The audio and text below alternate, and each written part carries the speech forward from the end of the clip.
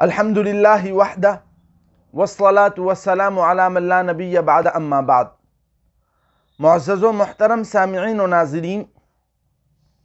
حضرت لقمان کی نصیحتوں کا ذکر کرنا ہے، اور اللہ تعالیٰ نے حضرت لقمان کی جو سب سے پہلی نصیحت بیان کی ہے وہ یہ کہ وَإِذْ قَالَ لُقْمَانُ لِابْنِهِ وَهُوَ يَعِظُهُ يَا بُنَيَّ لَا تُشْرِكْ بِاللَّهِ إِنَّ الشِّرْكَ لَظُلْمٌ عَظِيمٌ۔ حضرت لقمان نے اپنے بیٹے کو جو پہلی نصیحت کی تھی وہ یہ کی تھی کہ اے میرے پیارے بیٹے، اللہ تعالیٰ کے ساتھ شریک مت قرار دینا، اللہ تعالیٰ کے ساتھ شرک مت کرنا، کیونکہ دنیا کے تمام گناہوں میں سب سے بڑا گناہ اور سب سے بڑا ظلم اگر کوئی ہے تو وہ اللہ تعالیٰ کے ساتھ شریک قرار دینا ہے اور اللہ تعالیٰ کے ساتھ شرک کرنا ہے۔ تو حضرت لقمان کی جو پہلی نصیحت ہے اور جو سب سے اہم نصیحت ہے اور جو سب سے بنیادی نصیحت ہے وہ یہ ہے کہ اللہ تعالیٰ کے ساتھ شریک نہ قرار دیا جائے اور اللہ تعالیٰ کے ساتھ شرک نہ کیا جائے۔ پھر اگلی آیتوں کے اندر دو آیتوں میں اللہ تبارک و تعالیٰ نے ماں باپ کے حقوق کو بیان کیا ہے، اور اس کے بعد پھر اللہ تعالیٰ نے دوبارہ حضرت لقمان کی نصیحتوں کو ذکر کیا۔ اب ایک سوال پیدا ہوتا ہے، سوال یہ کہ پہلے اللہ تعالیٰ نے حضرت لقمان کی نصیحت کو بیان کیا، پھر اخیر میں بھی اللہ تعالیٰ نے حضرت لقمان کی نصیحت کو بیان کیا، بیچ میں اللہ تعالیٰ ماں باپ کے حقوق کو بیان کرنے لگے، تو عجیب سا انداز محسوس ہوتا ہے کہ آخر ایسا کیوں کیا گیا کہ پہلے حضرت لقمان کی نصیحت، پھر اخیر میں حضرت لقمان کی نصیحت، درمیان میں ماں باپ کے حقوق۔ اللہ تعالیٰ کیا پیغام دینا چاہتے ہیں اور یہ طریقہ اللہ تعالیٰ نے کیوں اختیار کیا؟ تو مفسرین نے لکھا ہے کہ اصل میں اللہ تعالیٰ یہ بیان کرنا چاہتے ہیں، یہ امت کو پیغام دینا چاہتے ہیں کہ دیکھو، سب سے بڑا حق اگر دنیا میں کسی کا ہے تو وہ اللہ تعالیٰ کا ہے، اور اللہ تعالیٰ کے بعد دوسرے نمبر پر اگر کسی کا حق ہے تو وہ ماں باپ کا حق ہے۔ ماں باپ کا حق اللہ تعالیٰ کے بعد دوسرے نمبر پر ہے، اور حقوق العباد کے اندر ماں باپ کا حق پہلے نمبر پر ہے۔ اور اس موقع پر اللہ تعالیٰ ماں باپ کے حقوق کو ذکر کر کے اس بات کی طرف اشارہ کرنا چاہتے ہیں اور یہ بات بیان کرنا چاہتے ہیں کہ اگر ماں باپ، اگرچہ ان کا حق بہت اونچا ہے، بہت بڑا ہے، اور اللہ تعالیٰ کے بعد سب سے بڑا حق ماں باپ کا ہے، لیکن اگر ماں باپ کسی بچے کو یہ بات کہیں کہ اللہ تعالیٰ کے ساتھ شرک کرو، اللہ تعالیٰ کی نافرمانی کرو، اللہ کے قرآن کو نہ مانو، اللہ کے رسول کی بات کو نہ مانو،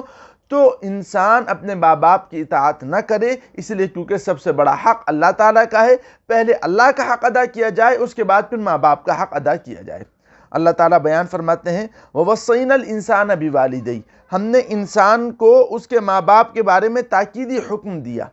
حَمَلَتْهُ أُمُّهُ وَهْنًا عَلَى وَهْنٍ وَفِصَالُهُ فِي عَامَيْنِ، اس جملے کے اندر اللہ تبارک و تعالیٰ نے ماں کے دو احسانوں کو بیان کیا۔ پہلا احسان یہ بیان کیا کہ ماں انسان کو پیٹ میں اٹھاتی ہے کمزوری پر کمزوری کی حالت میں، یعنی انسان کے اوپر ماں کا سب سے بڑا احسان یہ ہے کہ عورت جو ہے وہ انسان کو اپنے پیٹ میں 9 مہینے تک رکھتی ہے اور روز بروز تکلیفیں برداشت کرتی رہتی ہے۔ پریگننسی کی شروع کے حالت میں جو تکلیف ہوتی ہے، پیدائش تک وہ تکلیف روز بڑھتی چلی جاتی ہے، اور یہ ایسی تکلیفیں ہوتی ہیں جس کو کوئی برداشت نہیں کر سکتا، صرف ماں کی محبت ہی برداشت کر سکتی ہے۔ اور جب بچے کو ماں پیدا کرتی ہے تو اس وقت بالکل موت کے دہانے پر کھڑے ہو کر اپنے بچے کو ماں جنم دیتی ہے۔ یہ بچے کے اوپر ماں کا وہ احسان ہے کہ بچہ کبھی بھی اپنے ماں کے اس احسان کا حق ادا نہیں کر سکتا۔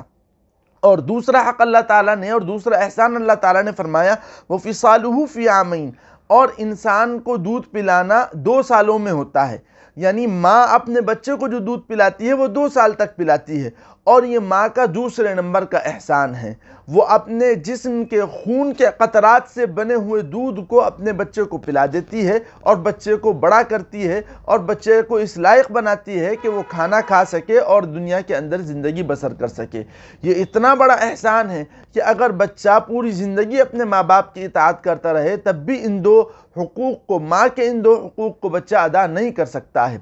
اور ان 2 حقوق کی وجہ سے مفسرین نے لکھا ہے کہ ماں کا حق باپ کے اوپر بڑا ہوا ہے، باپ کا اتنا بڑا حق نہیں ہے جتنا بڑا حق ماں کا ہے۔ اللہ تعالیٰ آگے فرماتے ہیں اَنِ اشْكُرْ لِي وَلِوَالِدَيْكَ إِلَيَّ الْمَصِيرُ، کہ میرا شکر ادا کرو، اپنے ماں باپ کا شکر ادا کرو، اور میری ہی طرف تمہیں لوٹ کر آنا ہے۔ یعنی سب سے بڑا حق اللہ کا، پھر ماں باپ کا۔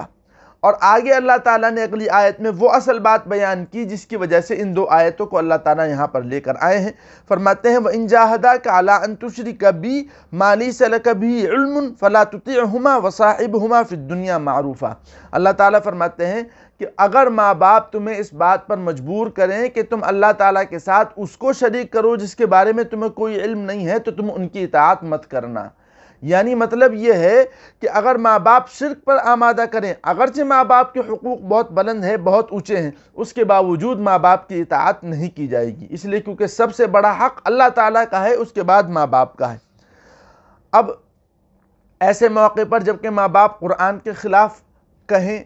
رسول اللہ صلی اللہ علیہ وسلم کے خلاف کہیں، تو انسان جذبات میں آ کر ماں باپ سے قطع تعلق کر دیتا ہے۔ اس لیے اللہ تعالیٰ فرماتے ہیں کہ نہیں، قطع تعلق نہ ہو، وَصَاحِبْهُمَا فِي الدُّنْيَا مَعْرُوفًا، دنیا میں ماں باپ کے ساتھ اچھائی کے ساتھ رہو۔ اگرچہ وہ شرک کی تعلیم دے رہے ہیں، آپ ان کی تعلیم کو نہ مانو، لیکن دنیاوی طور پر، ظاہری طور پر ان کے ساتھ اچھی طریقے سے رہو۔ وَاتَّبِعْ سَبِيلَ مَنْ أَنَابَ إِلَيَّ، اور اس شخص کی اتباع کرو جو میری طرف رجوع کرتا ہے، جو میری اطاعت کرتا ہے، اس کی اتباع کرو۔ ثُمَّ إِلَيَّ مَرْجِعُكُمْ فَأُنَبِّئُكُمْ بِمَا كُنْتُمْ تَعْمَلُونَ، پھر میری ہی طرف تم تمام لوگوں کا لوٹنا ہے، اور قیامت کے دن میں تمہیں وہ تمام باتیں بتا دوں گا جو تم دنیا کے اندر کرتے تھے۔